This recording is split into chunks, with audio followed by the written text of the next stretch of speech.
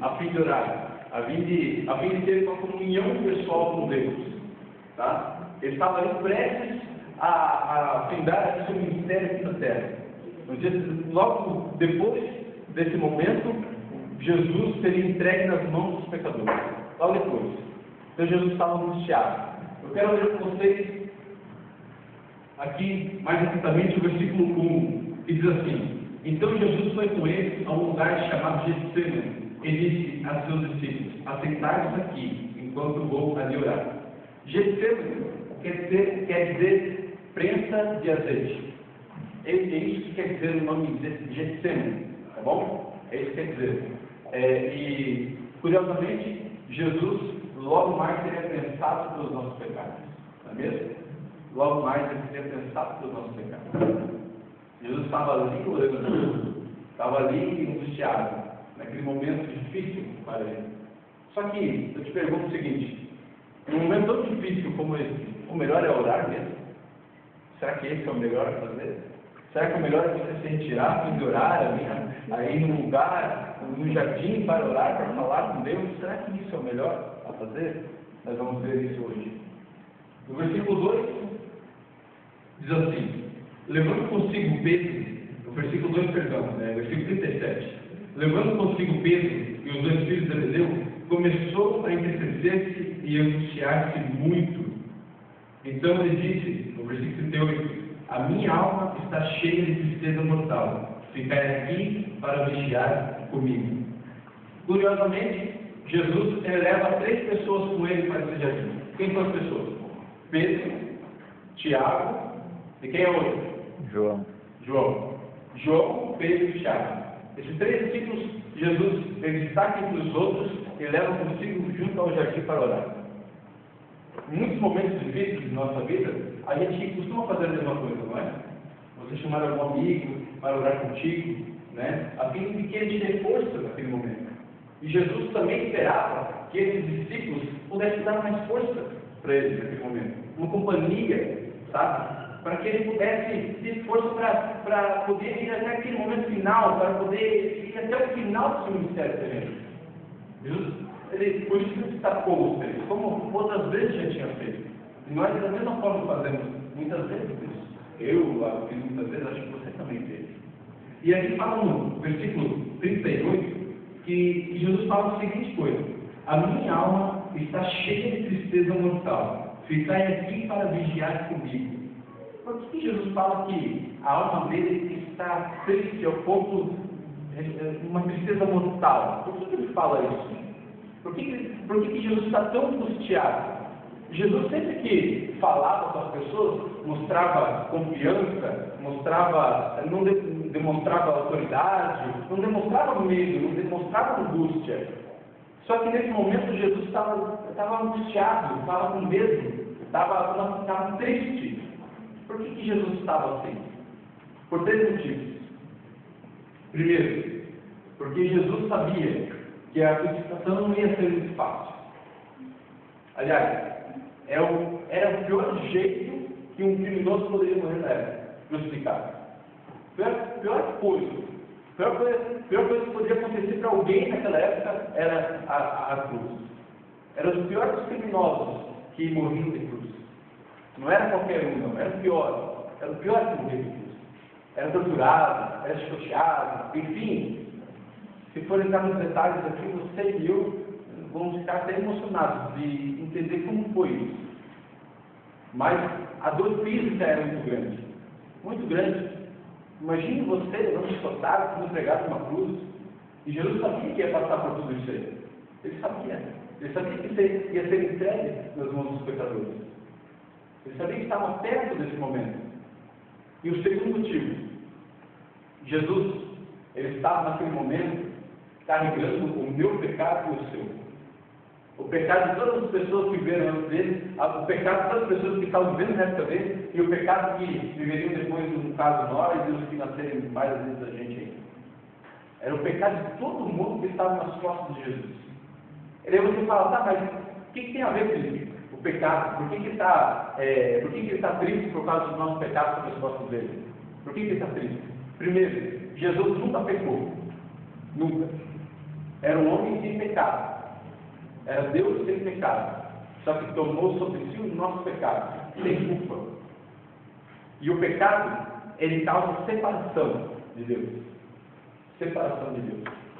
Para nós entendermos um pouquinho mais o que o pecado causa, nós temos que entender, voltar um pouquinho lá ao Jardim do Éden. Quando Adão e Eva, antes do pecado, eles conversavam com Deus face a face, pertinho um do outro. Deus, volta e meia, estava passeando pelo jardim e Adão e Eva conversavam com Deus. Eram momentos muito especiais. Só que depois do pecado, o que aconteceu? Adão e Eva não podiam mais conversar com Deus face a face. Foram expulsos do jardim porque cometeram pecado.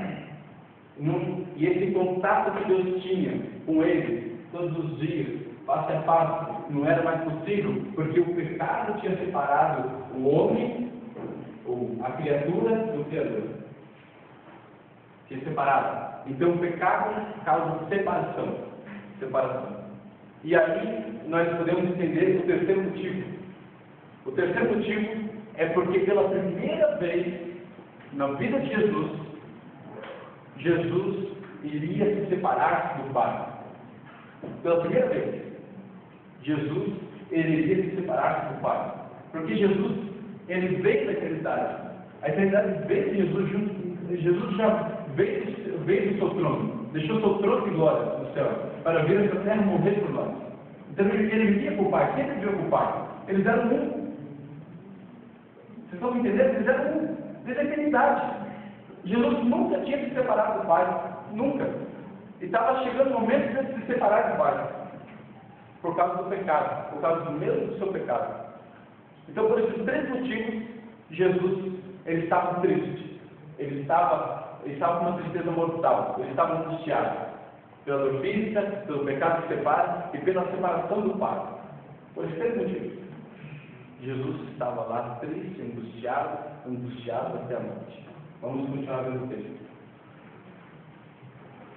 No versículo 39 diz assim: indo um pouco diante, prostrou-se sobre o rosto, orando e dizendo: meu Pai, se possível, faça de mim esse cálice. Todavia, não seja como eu quero, mas como tu queres. Aí a gente pode tirar alguns princípios da oração de Jesus. Como deve ser a nossa oração também?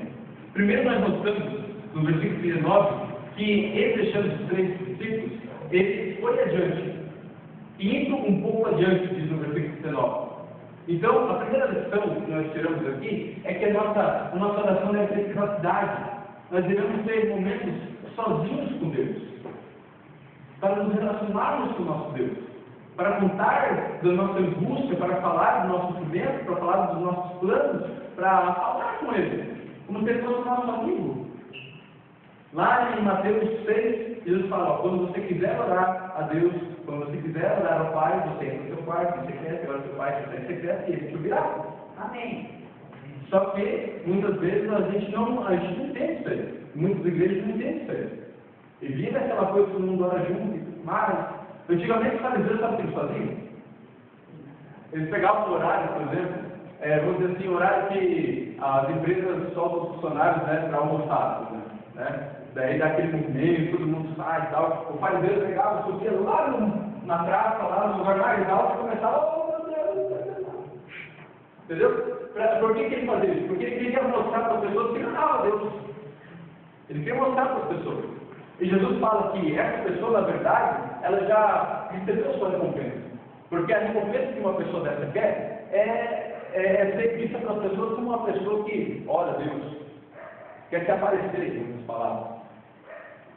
Mas você não precisa disso. Deus quer que você vá no seu quarto. Deus quer que você tenha momentos sós de oração. Eu não estou dizendo que você não pode orar em grupo, não estou dizendo isso. Tá? Você deve orar em grupo, é boa oração em grupo. Mas você também tem que ter momentos a sós com Deus. Para contar, para falar de tudo o que você tem no seu coração. Outro princípio que podemos tirar: prostrou-se sobre o rosto, orando e dizendo. Veja a posição que Jesus novamente se coloca: prostrar. Ele se prostrou-se em seu rosto, diante do seu rosto. uma posição de humildade, prestes a lhe dar a vida por nós, ele estava ali humildemente orando, uma posição de humildade. Depois diz assim: meu Pai, se é possível, passa de mim esse cálice. Nossas orações têm que sempre ser sujeitas à vontade de Deus. Não é a nossa vontade, é a vontade de Deus. Muitas vezes você para fazer uma entrega a Deus, você fala assim: ó, Senhor, se o Senhor me dá tal coisa, eu me entrego a Ti. Senhor, faz tal coisa por mim e assim eu faço isso. E você começa a cobrar coisas de Deus e tem que ser conforme a sua vontade. Deus tem que andar conforme o que você quer, e não você andar conforme Deus quer. Você inverte o papel. Então Jesus, na oração dele, o próprio Deus, ele coloca esse princípio: a nossa oração deve ser sujeita à vontade do Pai. Deve ser sujeita à vontade do Pai. Quando você pede uma coisa: Senhor, eu quero tal coisa, eu preciso tal coisa, mas se possível, se for a tua vontade. Continua a leitura, diz assim: todavia, não seja como eu quero, mas como tu queres. Mas seja como tu queres. Sempre temos que ter em mente que é como Deus quer. É como Deus quer. E Ele, como Pai de amor, Ele vai saber dar o melhor para você. Às vezes você pede alguma coisa hoje para Deus e você pensa que vai dar o melhor para você. Mas não é. Deus enxerga muito mais do que você. Ele enxerga muito mais à frente do que você. E você pede alguma coisa ali, Ele sabe que lá na frente você vai quebrar a cara. Entende? É por amor que às vezes Ele não te dá alguma coisa que você pede hoje. É por amor. Não é porque Ele é malvado, porque Ele não quer dar uma coisa para o filho e tal. Não, não é isso. Você que é pai e mãe, por exemplo, quantos pais você temos aqui hoje? Levante a mão. Você vai dar alguma coisa para o seu filho que vai fazer mal para o seu filho? Não vai. Hein, Luiz? Vai dar alguma coisa? Não. Para a filhinha viva lá, né? Vai dar alguma coisa que vai machucar ela? Não vai. Mesma coisa Deus. Ele não vai te dar algo que Ele sabe que vai te machucar lá na frente. E às vezes nós não entendemos isso. Mas quando você pedir algo para Deus e não vir aquilo que você pediu, você pode ter certeza que é Deus mostrando o seu amor por você e não te dando aquilo, porque aquilo lá não vai ser bom para você. Confia nisso. Confia nisso. No versículo 40 diz assim: quando voltou, achou seus discípulos dormindo e perguntou a Pedro. Engraçado que nesse momento tão angustiado de Jesus estava prestes a dar a vida por nós, Ele estava prestes a ser pego pelos pecadores para morrer a morte de cruz e terminar assim o seu ministério terreno. Jesus, mesmo assim, orando, Ele volta para o lugar onde deixou os discípulos e vai olhar eles. Parece um pai que vai dormir, deixa lá o filho lá dormindo lá, né? E quando ele vai dar um determinado horário, ele pega e volta lá na cama do filho lá, para ver se ele está descoberto, alguma coisa assim. Isso, assim Jesus demonstrou amor. Mesmo naquele momento, Jesus se preocupava com os discípulos. Mesmo naquele momento, Jesus demonstrava amor pelos discípulos. Demonstrava amor por eles. Amando eles até o fim. Ele podia ser justo, ele podia ficar ali só ele orando e tudo mais, mas não, ele foi lá ver os discípulos. Amado, se preocupou com os discípulos. E o verso diz que ele perguntou a Pedro: nem uma hora pudesse vigiar comigo? No versículo 41 diz assim: vigiai e orai, para que não entreis em tentação. Na verdade, o espírito está pronto, mas a carne é fraca. Lembram o Silvio Pedro, que a gente conversou ontem? Como das características que eu falei para vocês, lembra? Ninguém vai falar assim o que eu falei, mas aquele rapaz que lá tá bom.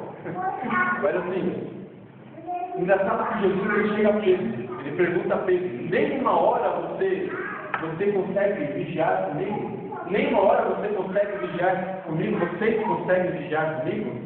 Por que será que Jesus vai diretamente a Pedro perguntar: nem uma hora você consegue vigiar comigo? Por que será?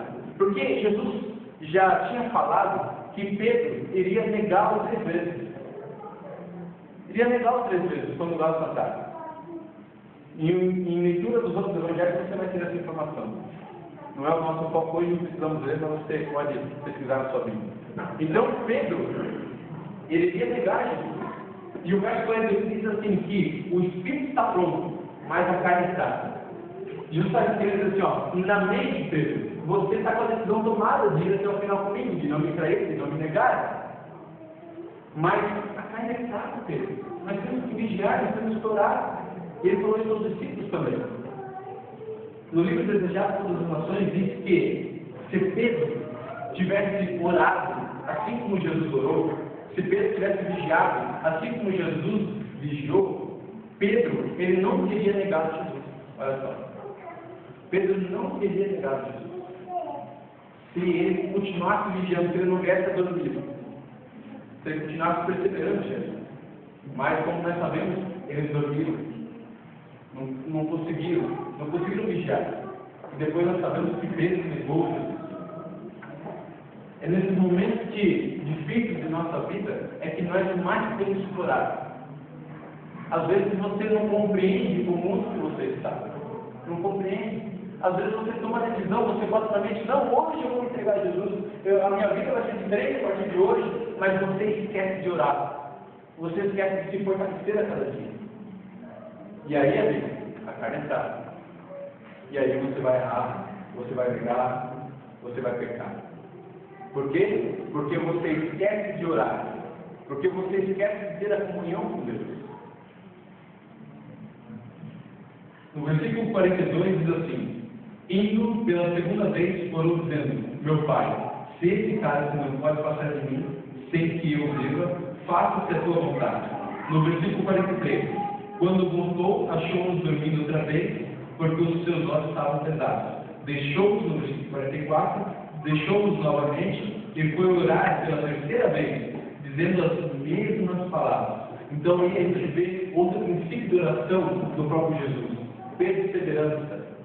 Perseverança. Quantas vezes Jesus orou mesmo? Quantas vezes? 3 vezes. O próprio Deus precisando orar 3 vezes por algo. Se o próprio Deus precisa orar 3 vezes naquele momento, ser perseverante em oração, em vigiar, imagina nós, pecadores. Imagina nós. Quanto tempo eu e você temos sido perseverantes na oração? Quanto tempo? Quanto tempo eu e você oramos todos os dias? Será que a nossa oração é apenas aquela: Senhor Deus, muito obrigado, Senhor Deus, pelo dia quando você acorda. Senhor Deus, muito obrigado pelo almoço que você me dá. Senhor Deus, muito obrigado pela janta que você me dá. Senhor Deus, muito obrigado, viu? Hoje não aconteceu nada comigo e muito obrigado, me dê uma boa noite. E que amanhã eu acordo novamente. Tem sido assim todo dia? Tem sido assim? Não pode. Não pode. Nós temos que nos relacionar com o nosso Deus diariamente, em todo momento, seja lá onde você estiver, de olho aberto, orando, conversando com Deus a todo momento, falando do que você está passando. Ó, Senhor Deus, agora eu venho no colégio, viu? O Senhor pode estar comigo. Senhor, agora eu estou aqui indeciso, qual roupa que eu compro? E, por favor, eu quero agradar ao Senhor. Você que tem uma vida de oração. É assim que deve ser. É assim que deve ser. Ser perseverante, a todo momento você deve estar em oração. No versículo 45 diz assim: então voltou para os discípulos e lhes disse: ainda dormes e descansais? Olhai, é chegada a hora, e o Filho do Homem será entregue nas mãos de pecadores. Versículo 46: levantai e fujamos, vede para Deus a prosseguimento de Cristo. O que quer dizer? Versículo 46: levantai, fujamos. Não é fujamos, não. Ué, mas Jesus não ia ser feito pelos pecadores? Eu e você, numa situação dessa, o que ia fazer? Eu ia fugir. Eu ia fugir. Eu ia lá me entregar lá. Eu ia me entregar os pecadores para morrer morte de cruz. Eu não faria isso. Mas Jesus, ao invés da atitude que eu tomaria, ele fala assim: vamos aos pecadores. Eles estão vindo buscar, vamos. Eles estão vindo buscar, vamos a eles.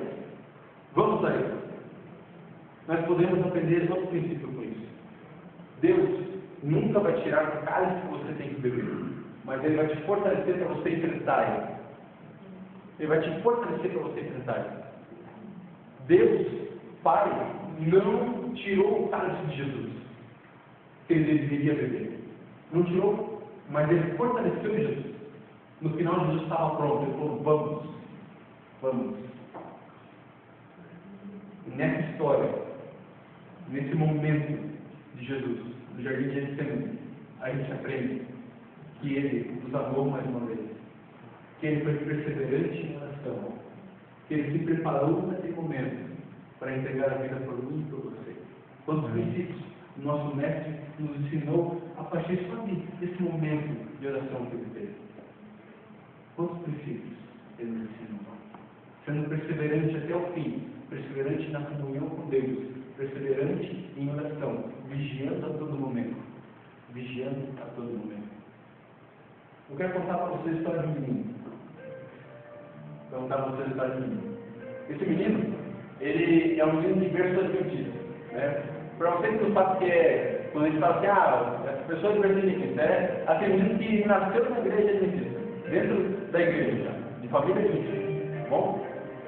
Esse menino aí, ele ficou na igreja até os 14 anos, tá bom? Até os 14 anos de idade. E ele se afastou da igreja. Por que ele se afastou? A gente arruma várias desculpas, não é mesmo? Mas assim, uma das causas foi que esse menino aí, ele se afastou porque os pais dele se afastaram da igreja. E ele, moleque, foi junto. Esse menino aí, quando ele, a partir dos 14 anos, então ele se afasta da igreja, ele mergulha no mundo, vai de cabeça. Faz muitas coisas erradas. E volta no mundo, dando para só do mundo. Faz muitas coisas erradas no mundo. Só que tem um determinado momento que esse menino aí começa a sentir a voz do Espírito Santo pelo coração dele. Porque, querendo ou não, até os 14 anos, ele aprendeu a viver a vida de Jesus. Ele aprendeu a ter uma vida de comunhão com Deus. Para ele, sabe, quem viveu em água pura nunca mais vive em água imunda. Nunca mais. E era a situação daquele menino. Ele estava naquela água imunda do mundo. Ele precisava voltar para a água pura. Era isso que o Espírito Santo estava tocando o coração dele. E aos 17 anos,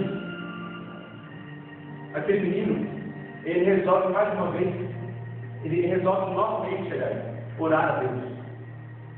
Fazia 2 anos já, 3 anos já que ele não orava a Deus. 3 anos. Sabe como é que foi a primeira oração desse menino? Seu Deus, eu estou aqui, eu quero voltar, ajuda. Ele pediu ajuda. Sabe aquela oração com vergonha? Esse menino fez essa oração com vergonha de Deus. Por tudo que tinha feito já. Só que ele buscava de força para voltar. Eu acho que foi uma das orações mais sinceras comigo. A família dele também estava criada, o pai, a mãe, os 2 irmãos. E acontece que, a partir dessa oração, a partir dessa comunhão novamente, que o menino começou a ter a forma bem sincera de coração. Esse menino, ele começou a ser transformado novamente. Deus foi mudando o coração dele. Deus foi dando força para ele, para enfrentar os perigos. Então, aos 18 anos, numa semana de oração de impacto, lá em Greenville, esse menino, ele resolve voltar para a igreja. Não dá mais, eu preciso voltar. E um amigo, nessa circunstância, o ajudou, mas várias coisas Deus fez para que esse menino pudesse voltar para a igreja. Porque esse menino orou. Não se esqueça disso. Esse menino orou. E esse menino, então, ele voltou para a igreja. E ali naquela semana, então, ele faz o apelo à família dele também. Ao pai, à mãe e à irmã. E os 3 voltaram. E esse menino, ele está até hoje na igreja. Até hoje. O pai e a mãe se afastaram. Se afastaram. A mãe hoje não é mais a gente que está afastada. E o pai continua sendo. A irmã também não está mais na igreja.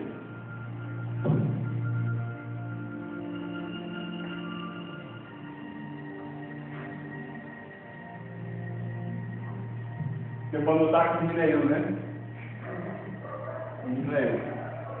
Mas eu estou aqui. Você acha que eu vou deixar de orar porque aconteceu isso? Você acha que eu vou deixar de estar em comunhão com Deus porque aconteceu isso? Não. Não vou deixar. Pelo contrário, eu oro cada vez mais e mais. Mais e mais. Foi difícil ter contar a história para vocês porque eu sempre choro. Começa do meu lado, não dá para segurar. Mas eu sempre oro, continuo orando. Para que a minha mãe volte, para que a minha irmã volte. Amém. E o meu irmão, que aceitou há pouco tempo no Salé passado, ele infelizmente, quando eu fui para o IAP fazer teologia, ele novamente está passando. Mas eu oro, eu peço para que Deus toque o coração dele. Eu estou longe, não posso estar perto dele, mas eu oro. Abra sua Bíblia, um pouquinho para frente em Lucas, capítulo 22. Versículo 44.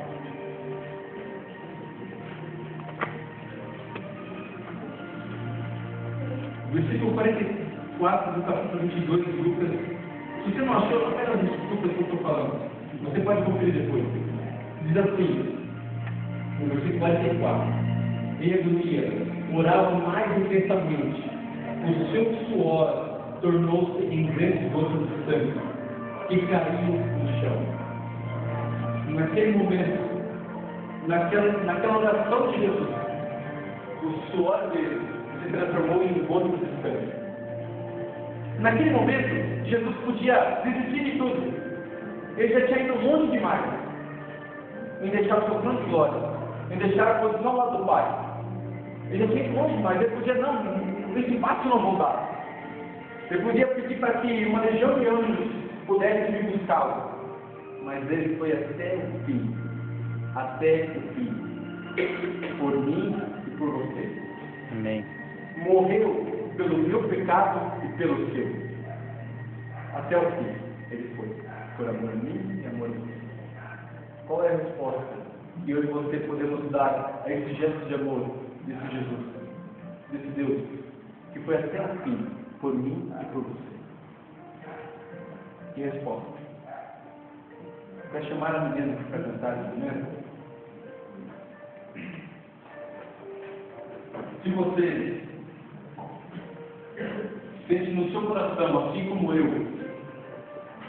eu, que a sua resposta deve ser um passo à frente, se você sente, assim como eu, que você deve tomar uma decisão ao lado de Jesus, se você quer se preparar para a volta de Jesus, se você quer se preparar para receber esse Jesus que tanto chamou e deu a vida por você, enquanto a menina canta, vem aqui à frente. Vem aqui à frente, não tenha medo, não tenha medo. Antes de eu voltar para a igreja, eu tinha medo. Eu ia na igreja, eu esperava alguém levantar para mim, depois levantar. Não seja assim. Não seja assim. Seja o primeiro a dar o primeiro passo. Seja o primeiro a levantar de onde você está. Você ouça a voz do Espírito Santo e você vem aqui à frente para nós orarmos. Eu quero orar por você, eu quero orar com você. Eu quero orar com você. No sentido de Deus no seu coração. Então, primeiro na câmera, vem aqui à frente. Entregue seu coração a Deus.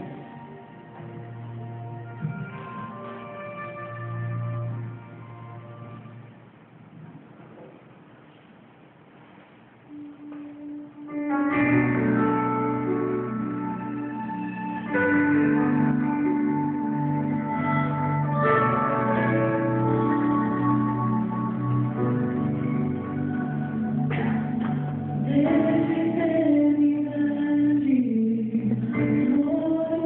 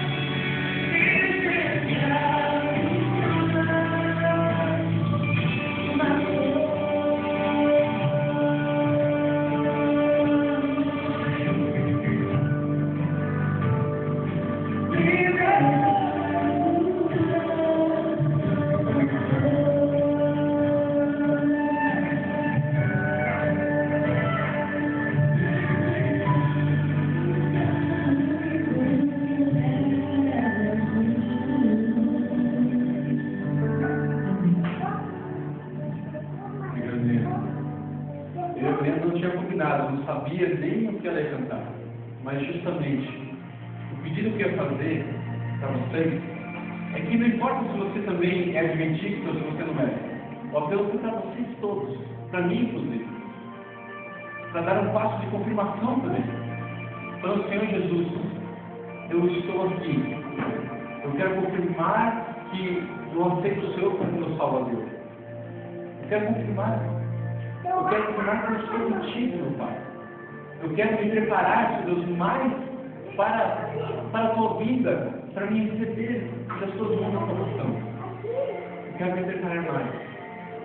Quer você dar ainda esse último passo para se encontrar com o Eterno, com o Príncipe da Paz, o desejado de todas as nações.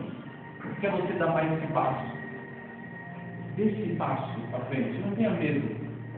De confirmação é aceitar Jesus. Não é você aceitar a placa de uma igreja, não é isso. É você aceitar Jesus no seu coração. É você confirmar que você dedicou e está dedicando e vai fazer de tudo, não importa o que for preciso, para estar ao lado de Jesus. E que você vai seguir os passos de comunhão de Cristo. É esse passo que eu e você temos. Diante de tal sacrifício de Cristo, o que eu e você podemos fazer essa noite é uma única coisa, é o único ato, um ato de humildade que nós temos que fazer nessa noite. Nós temos que nos ajoelhar diante de Deus e pedir a Ele que Ele possa tomar o nosso coração nas mãos dele.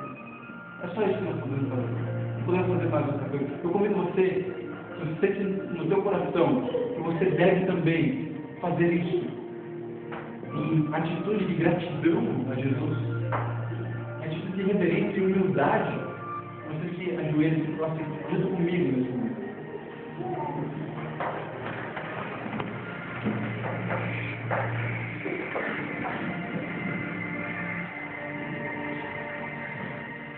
Senhor Deus, Pai eterno, Pai de amor, obrigado, Senhor Deus, porque o Senhor foi até o fim. Foi até o fim por mim, por cada um aqui presente nessa noite. Amém. Muito obrigado. Obrigado pelo seu sacrifício na cruz. Mesmo diante de uma circunstância que poderia existir, Jesus foi até o fim por cada um de nós. E aqui estamos, Pai, prostrados diante de Ti nesse momento.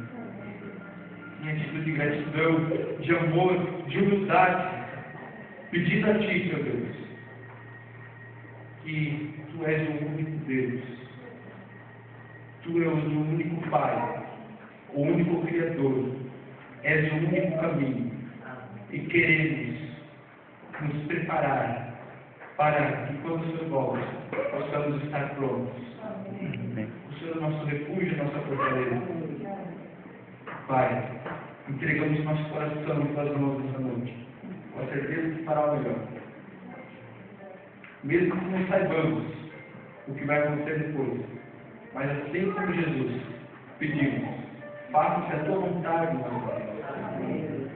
Seja conosco e que amanhã possamos estar aqui novamente para ouvir a Tua mensagem. Em nome de Jesus, te pedimos. Amém. Amém.